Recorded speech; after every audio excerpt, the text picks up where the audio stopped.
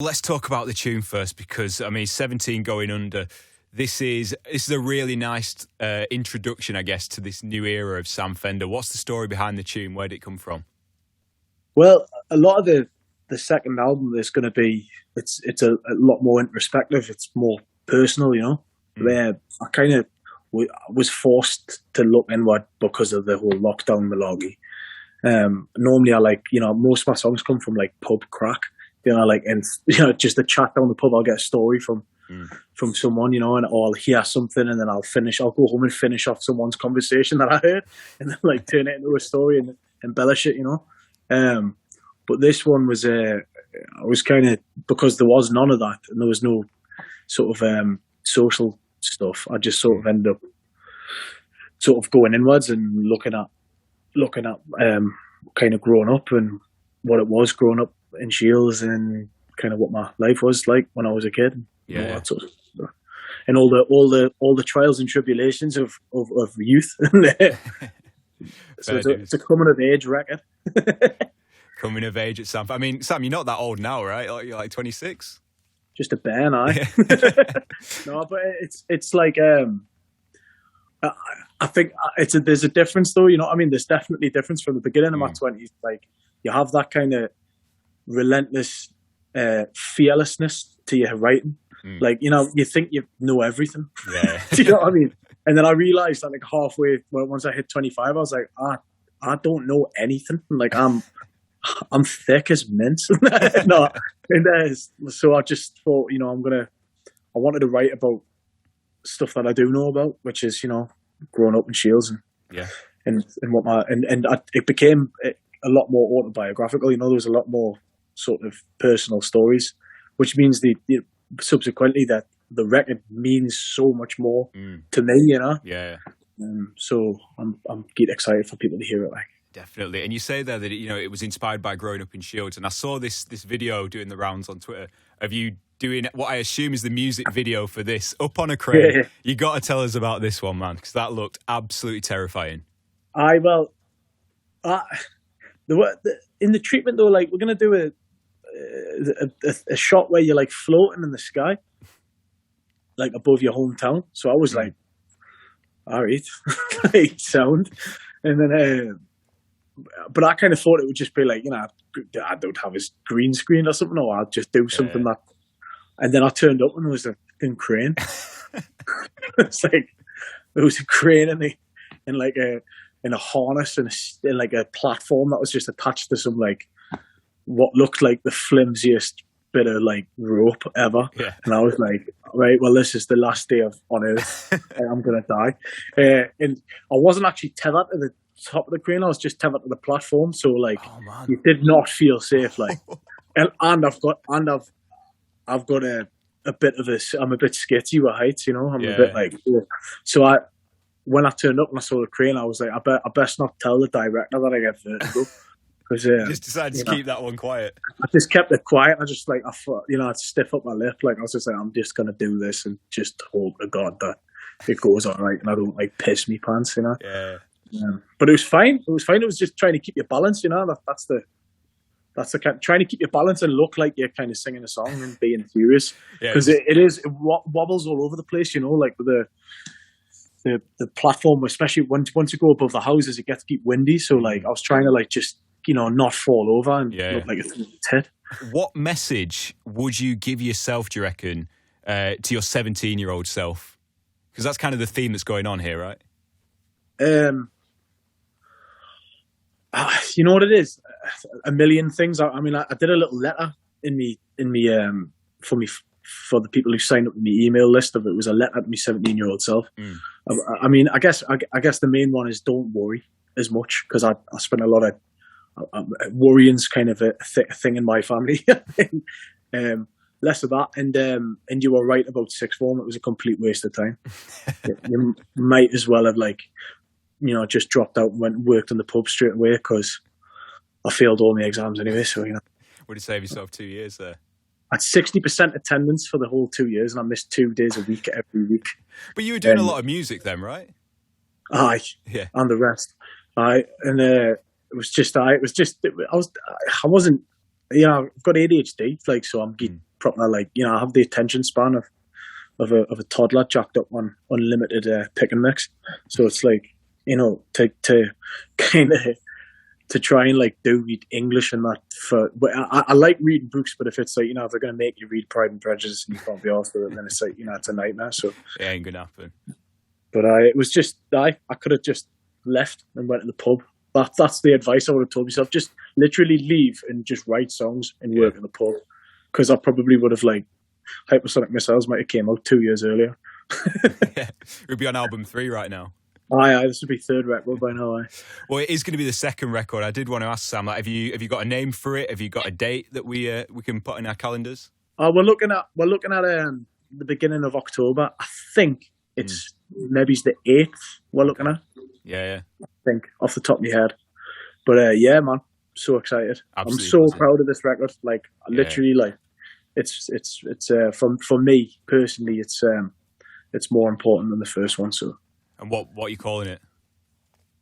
17 Going Under. There you go. Perfect. And you got your title track straight off the bat. Nice one. Sam, last time you were on, we were talking about how your writing had been inspired by a mate of yours' record collection, Elton John. We're just going to drop that one in there again. Aye. And you said how Elton was getting you into that 70s kind of country and rock and roll sound. Has that been a direct influence? Because I can hear the finger picking on this tune. There's a little. I mean, to be honest with you, like, the most of the stuff I've been listening to recently is American stuff. Like, I love, like, all of the, you know, the Pine Groves and the Big Thieves and all of that sort of stuff. You know, like that side of the indie world. I mean, there's a lot of, like, you know, there's a lot of good indie stuff over here, but a lot of the indie stuff that I like over here is all that, like, most of it's like the sort of the left field stuff that doesn't really have many choruses in. You know what I mean? But I love, like, Fontaine's DC and stuff like that. You know what I mean? But I feel like the American indie stuff's got there's a lot of like really pretty melodic stuff, you know, which I'm not sure there's much of it over here. I mean, I don't really hear loads of, like, I don't know. I just love Tom Petty and shit, you know. That's all. I was like raised on Springsteen, Tom Petty, and all that sort of stuff. So, like, I just fucking love, like, a twangy guitar and, like, someone, like, you know, talking about fucking gas stations. Yeah. Well, I was going to say, last time you came on, you gave me a recommendation, Little Feat, and I was giving them a big old listen earlier today. That tune, Dixie Chicken, what a banger! Little Feat are sick, man. Yeah. Have you heard? You need to listen to that. You need to listen to Willin'. Okay. Yeah. Willin, like, willing as in I'm willing to do it. Like, and it's sick, man. That song's like, it's like the most proper country. It's just a hick song about being a trucker and about, like, smuggling drugs and, like, illegal immigrants. It's the greatest. I can't wait for the Sam Fender trucking album, honestly. Oh, mate. If I need to pass me, one of my mates has actually just passed this long distance, like, lorry driving thing. That's what he's doing. So I'm like, I reckon I'm just going to jump in his lorry. Just like, you know, Eddie Stobart down to Sidcup. How is Elton doing? Have you seen much of him or heard much from him? He called us the day, actually. He's good, he's finishing off a record as well. And I chatted to him earlier. And he's mental busy, him, man. Yeah. I don't think he's, like, had a day off since, like, 1972 or something, you know. So Is he someone that you, like, go to with your demos and ask, you know, for a bit of feedback? Has he heard these songs before most other people? He's heard the whole record, Yeah. He's got the lot, I went home when because I wrote about 60 songs for this album, you know. So 60. Yeah, well, it was a lot of trial and error, you know. Yeah. And I always, the songs that ended up muscling their way into the album were the personal ones. Right. So that the record's really personal. It's just become this, like, it's a lot of it's kind of, you know, autobiographical, and a lot of it's sort of loosely based on my own life, or some of it is directly based on my own life, and or what it was, or my own life 5 years ago, you know. And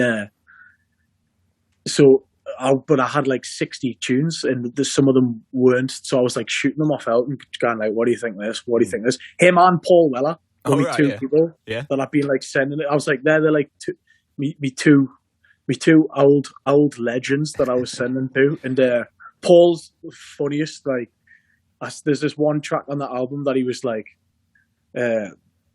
last time I get home, he sent us a text being like, it's a banger. He's like, that's an absolute banger. And then I just got like a text after him, though, like so one that he's like being lush, and then the next bit he's like, hey, does your drummer like Phil Collins? It's fucking deafening. He's such a hero, man. I was going to ask, like, what are them two like if you send them a tune that they're not necessarily feeling? Can they be quite savage? Oh, yeah, both of them are. I mean, like, I just gone like, I'm not into that one. I'm not into that one. And my dad's one of the harshest critics I know, like, so. Oh, yeah. And he's buzzing, so, you know, if Big Al likes it, then I should be all right. We know that Gang of Youths are going to be joining you on the road, and they were on the show the other week, and I mean, love them. Dave wanted to pass on the message that he thinks you're a good C. He thinks I'm a what? Good. Yeah. All right. If there's yeah. Did he say it? No. Well, he actually censored himself. He thinks he's a bit of a radio pro. He's a radio pro, Dave. Aye. He is a good. He's my favourite big Australian cunt. But I absolutely love him to bits. He's so, mate. He's got the record. He's got the record. He's another person I shot it off. Okay. Because I think that Angel and 8th Avenue tune that they've released so good. Yeah, I was going to ask you what you think about that one, because I mean it's former record of the week for us. Absolute tune. Yeah. That, like, lyrics are outstanding. Yeah. I was like sat there reading them down. Poof. It's like, it's just good, like. Yeah. It's good to have them back, and mate, the prospect of you two sharing a stage is very, very exciting. Oh, mate, we're definitely gonna have to get up and sing something together. Oh yeah, surely it's Springsteen. Aye, we were saying we were toying with the idea of doing like Thunder Road or something. Yeah, we're literally minutes away now from kickoff. Quick question: is it coming home or not? Wait, of course it is, man. Of course it. I didn't think it was coming home when we were playing Scotland. No, neither did I. Definitely not. But I thought, no, this is this. But then after Germany, man, what a game! Oh, mate. That was magic, that. Radio X.